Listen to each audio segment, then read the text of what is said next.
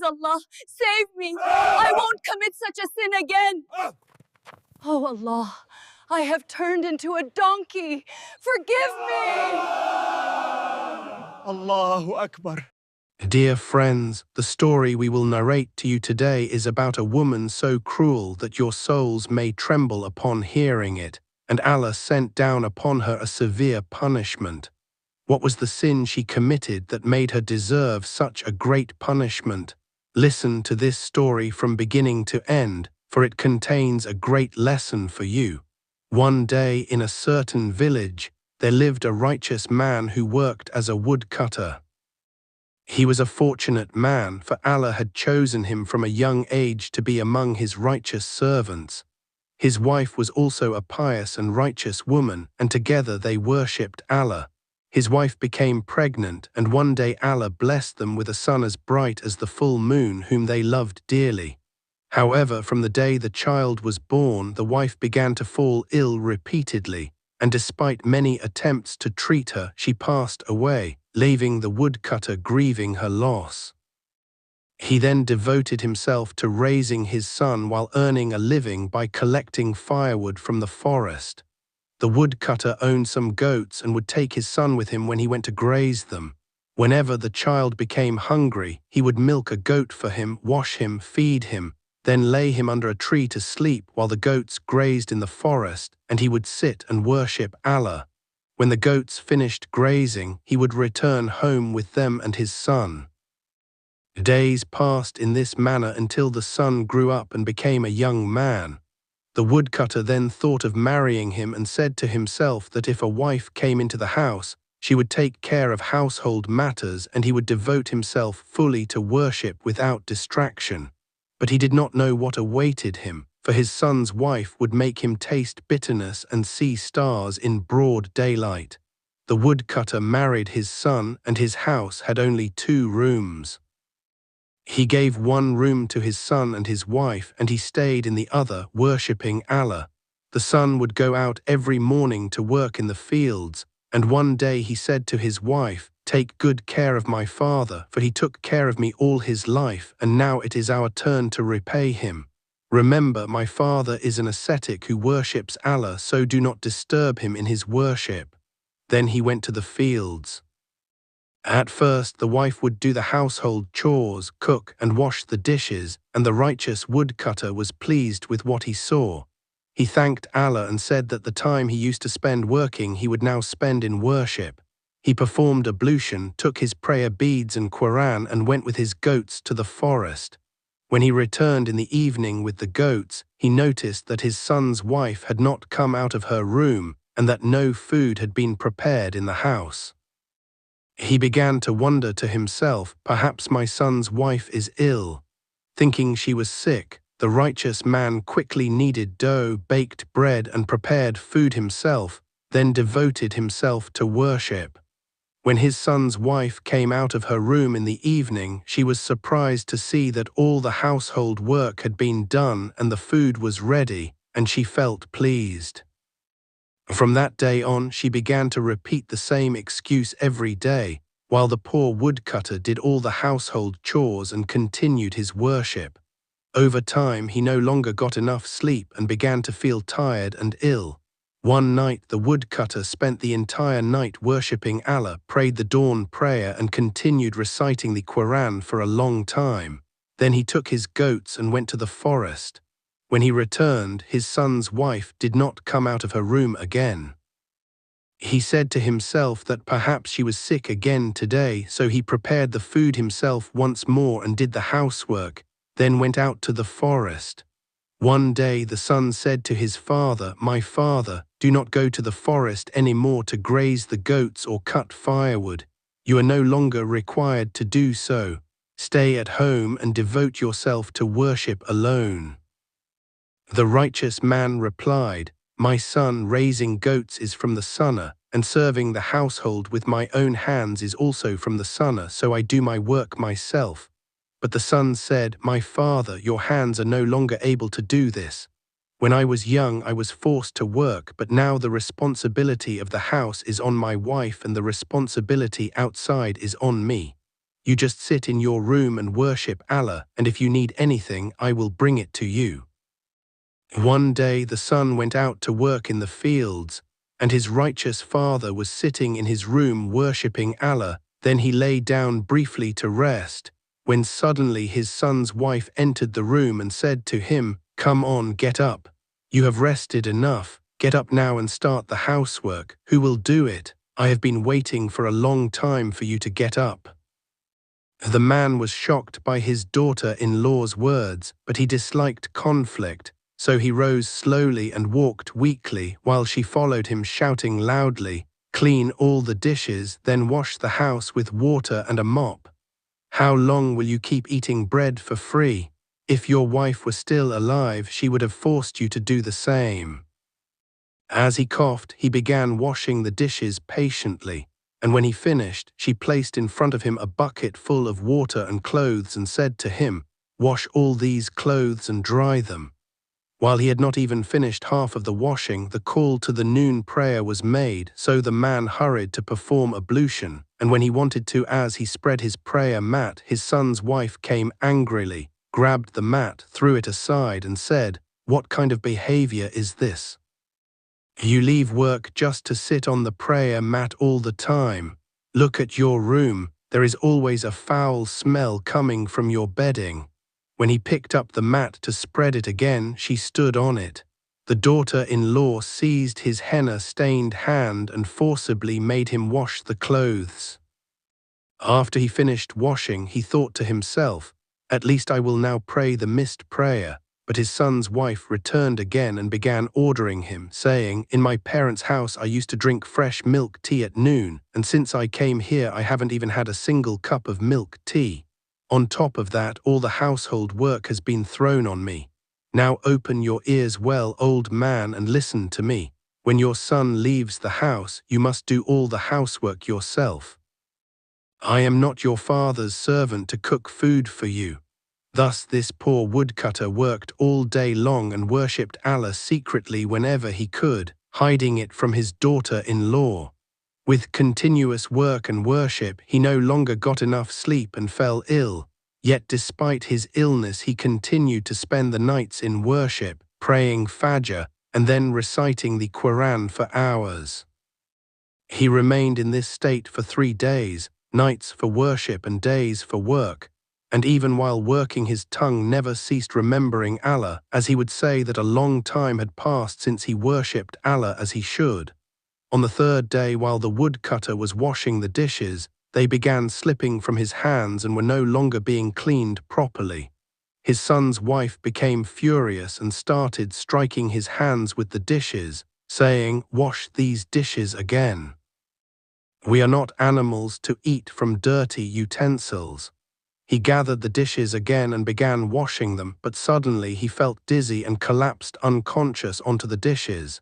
Even then, this cruel woman showed no mercy for his condition. Instead, she tried to wake him by kicking him with her shoe, and when he did not move, she said, "He is always pretending to be sick, nothing but acting." Then she left him and went into her room and lay down. When she later heard the sound of the house door opening, she went outside and found the woodcutter lying face down beside the dishes under the sun. His son rushed to him and angrily asked her, "Why is my father lying on the ground? Was he washing the dishes? Look at his hands, they are still covered with soap." She said, "I did not ask him to do any work. He has always been used to doing everything himself. Do not waste time talking, take him to the healer quickly." His son took him immediately to the healer, who gave him medicine and said, "Take good care of his nutrition, for he has become very weak and needs rest. It is clear that he does not sleep well, which is why he looks exhausted all the time." Despite all this, the woodcutter did not tell his son what his wife had done, because he was a pious man who disliked conflict and did not want to ruin his son's home or cause discord. The next day, when the son left again for the fields, his wife hurried into the woodcutter and said, "Hey, old man, how long will you keep up this act? Look at the house, it is full of filth while you are resting and thinking only of comfort." The poor woodcutter rose with great difficulty, mentioning the name of Allah, and as soon as he stood up, he began coughing severely and his breath came out with difficulty. He thought to himself, "I will make myself a cup of warm tea. Perhaps my throat will ease, then I will continue the housework." But as soon as he picked up the utensil to prepare the tea, his daughter-in-law entered carrying a broom and said, "No, before anything else, start cleaning." Because of his illness, it took him a full 2 hours to complete only a small amount of cleaning, and during the cleaning he began to feel suffocated again. He said to himself that since all this would continue, the first thing he should do was recite the Quran. He gathered his strength, performed ablution with trembling hands, opened the Quran and began reciting, but as soon as his daughter-in-law realized that the old man was reciting the Quran, she entered with the broom and began striking him with it. Despite this, he continued his recitation silently, tears flowing from his eyes from the intensity of the pain. She struck his shoulder 3 times until he stood up and closed the Quran. He said to her, "My daughter, I no longer have the strength to work. I have worked all my life, but now weakness has exhausted me and I cannot continue." She shouted at him, "When the call to prayer is made, you seem to be full of strength and rise energetically to pray, but when it comes to work you make excuses about weakness. Listen to me carefully. If I see you again lying on the ground or praying in front of me, I will throw you out of this house. How much do we spend on your medicines alone? They are expensive." Then she shouted again, "Hurry and clean the house, your son is about to arrive, and if you tell him anything, I will destroy his life and his marriage." The woodcutter obeyed her silently and began cleaning the house with feeble steps and broken breaths. Then he entered his room searching for his medicine, found it, took a cup of water and was about to take it when she rushed in, snatched it from his hand, threw it into the trash and said, "You will not die that quickly, you are not that lucky," she said, then forced him to finish cleaning the house even as he gasped from exhaustion. At night he would worship Allah secretly away from her and speak to his Lord while crying, saying, "My Lord, my heart longs to leave this house, for I can no longer worship you here as I used to."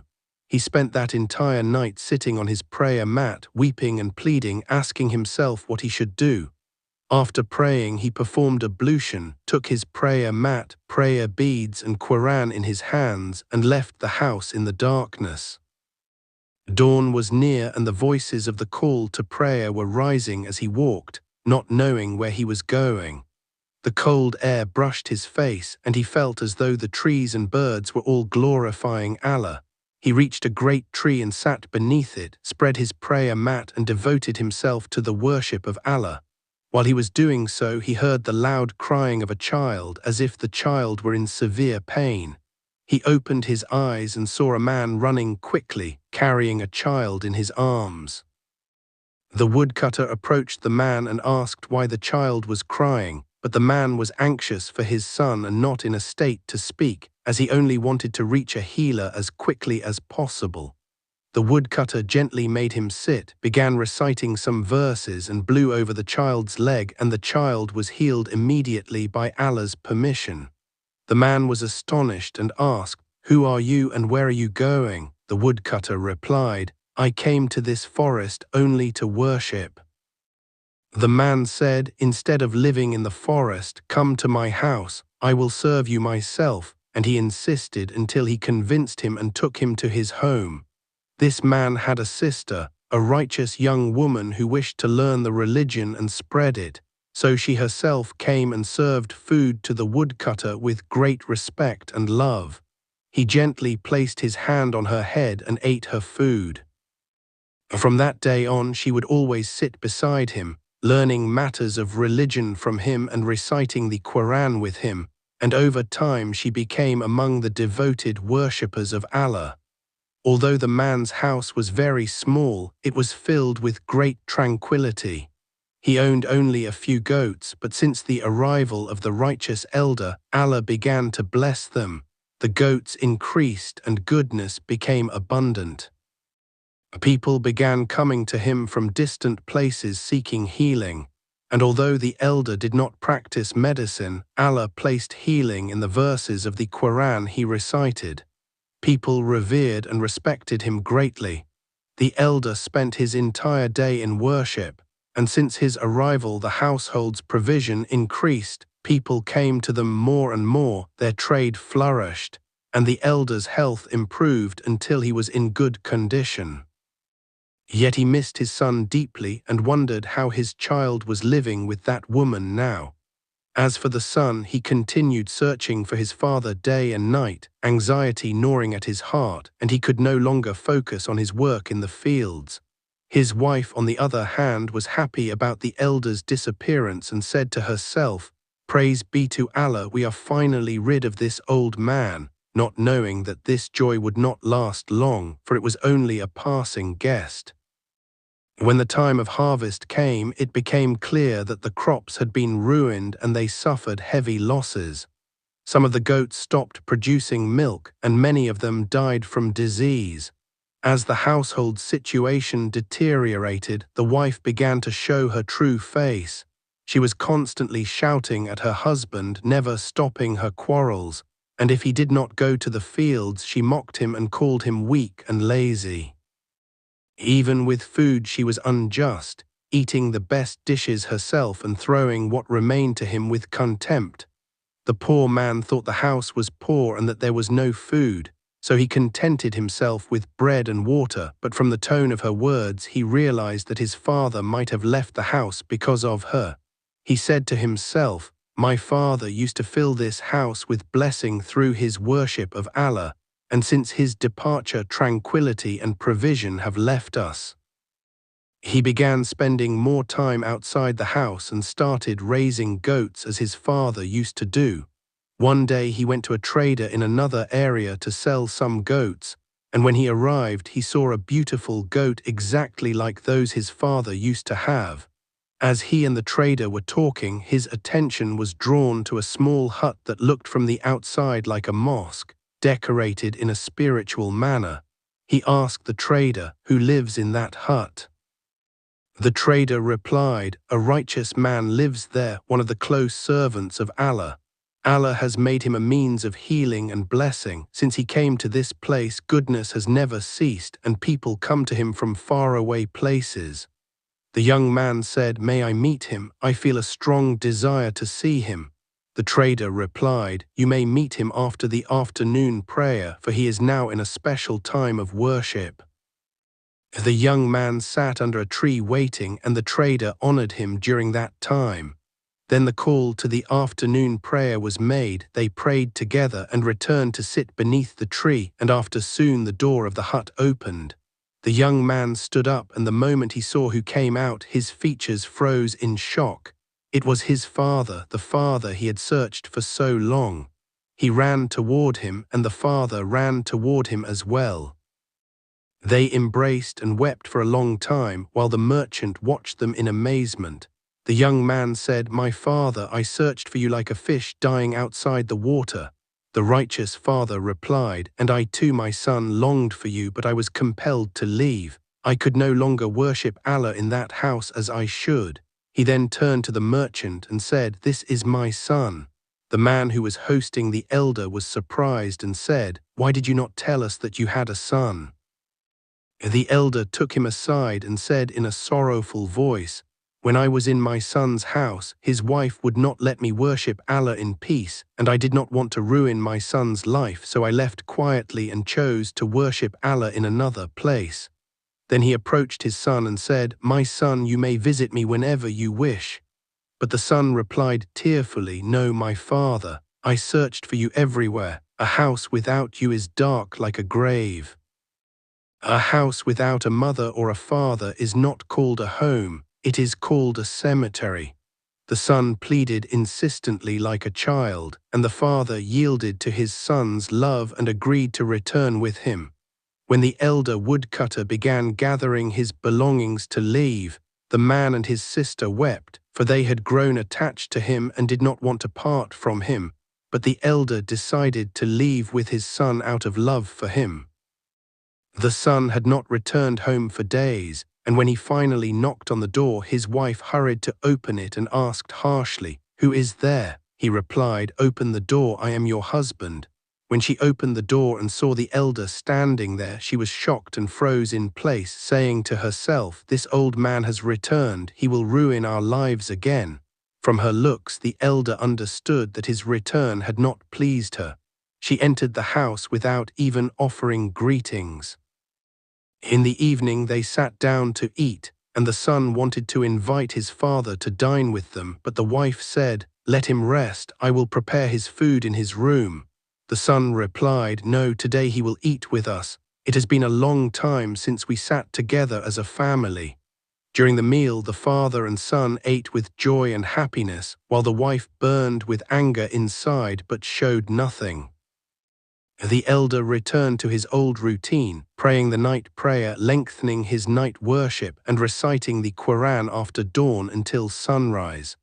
The wife tolerated this with resentment as long as her husband was at home, but once the son left for work, she went straight to the elder's room and kicked his bed with her foot, shouting, "Get up and clean the house. Where did you come from to eat without working? We thought you had disappeared and died, and now you have returned to burden us again." The woodcutter rose patiently and began cleaning the house as he used to, washing the dishes, washing the clothes, then cleaning his room. When the son returned home and saw his father busy cleaning, he said in surprise, "Father, why are you doing all this? These are my wife's duties. You are not required to work. Rest." His wife rushed in and said hypocritically, "No, father, please do not do anything. You will make us feel ashamed. Let me do everything." The son said to his father, "Just rest. You have reached an age when you should enjoy comfort." But soon things returned to how they were before, and the elder's life became as it had been: work in the morning, exhaustion, and sometimes missing prayers due to extreme busyness. His son's wife would become very upset whenever she saw him praying or worshipping. Days passed with patience and pain. One day the weather was extremely hot, and the woodcutter was washing dishes under the scorching sun. Suddenly the door of the house opened, and a young woman entered who had known him for a long time, the same woman who had learned the religion of Allah at his hands and considered him like a father. When she saw him washing dishes, she said, "Why are you doing this? Where is your son's wife?" He was very happy to see her and said with a tired smile, "My daughter, my son's wife has a severe headache, so I thought I would help and wash the dishes. Leaving dirty dishes does not befit a home." He asked her about her condition, and she said, "I am well, but since you left our house I have not felt at ease. My brother misses you greatly and speaks of you often." She regarded him as a true father, for he was the one who taught her the religion of Allah. While they were speaking, the son's wife came angrily and said rudely, "Talk as much as you like, but do not speak of comfort. Have you left even a moment of rest? You sit here pretending to serve my husband, yet you do nothing but pray all day." The elder replied gently, "My daughter, I worship Allah because I seek His forgiveness, and if you see me as a burden upon you, I will leave from here." She answered arrogantly, "And what is the benefit of your leaving? This house belongs to my husband, and he is the one who allows you to stay here. That is the only reason I keep silent. But remember, if you wish to remain, you must work." The elder fell silent, returned to his room, and spent his day in quiet labor. In the evening, the son returned home and saw his father cheerful yet exhausted. He asked his wife, "Why is my father so tired? Did you make him work too much?" She lied and said, "No, he himself never rests. He is always working even though I tell him to rest." The son then said to his father, "My father, why do you not rest? You have reached an age where you should devote yourself only to worship and supplication for us, not to work." The elder replied with a smile, "Your words are true, my son, but if I do not work, your wife will become angry with me, and she is already angry." The son remained silent and did not respond, while the exhausted woodcutter went to his bed, began reciting supplications and glorifications, and asked Allah to soften his daughter-in-law's heart and to improve her treatment of him. In the morning, as usual, he returned to work, carrying out her orders in silence and praying for her constantly. There was only one wish in his heart, that Allah grant him more time for worship and allow him to end his life in obedience and peace of mind. He would say in his heart, "Do not throw away my prayer mat or my prayer beads, do not oppress me like this, for the greatest thing I hope for now is to end my life upon a prayer mat." The poor elder tried to speak, but his oppressive daughter-in-law did not even allow him that. She grabbed him and pushed him out of his room, saying, "Come on, old man, go to work.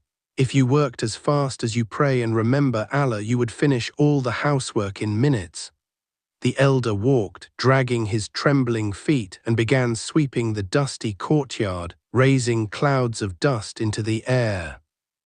As the dust rose, a severe coughing fit struck him, and he sat down on the ground exhausted, but she showed him no mercy and shouted again, "Hurry up, there is a lot of work waiting for you."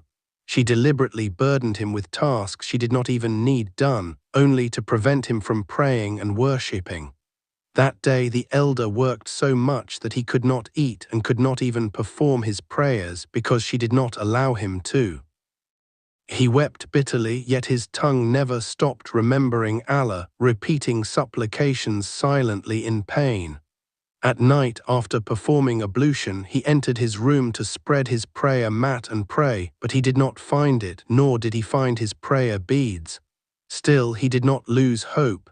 He spread a clean piece of cloth, began his prayer, and used his fingers to count his glorifications. The next morning, after performing the dawn prayer, he was reciting the Quran when he heard the sound of dishes breaking outside. He went out to see that the dishes were scattered all over the courtyard and trash was strewn everywhere. It seemed that his son had gone out early with some goats, and his wife had taken advantage of his absence to cause chaos and prevent the woodcutter from worship. She could not bear seeing the elder prolong his prostration and recitation, even though she was Muslim. When the elder returned to his room, she suddenly attacked him, grabbed his hair and threw him to the ground, then left him. Shortly after, she returned and saw that he had gone back to reciting the Quran, so she entered and struck him with her shoe, but the elder did not turn toward her and continued his recitation calmly, knowing that he had completed his work and would not rise until he finished his recitation. When she saw that he did not move despite the beating, she conceived a satanic plan and said to herself, "Why don't I get rid of the Quran itself? As long as it is here, he will keep praying.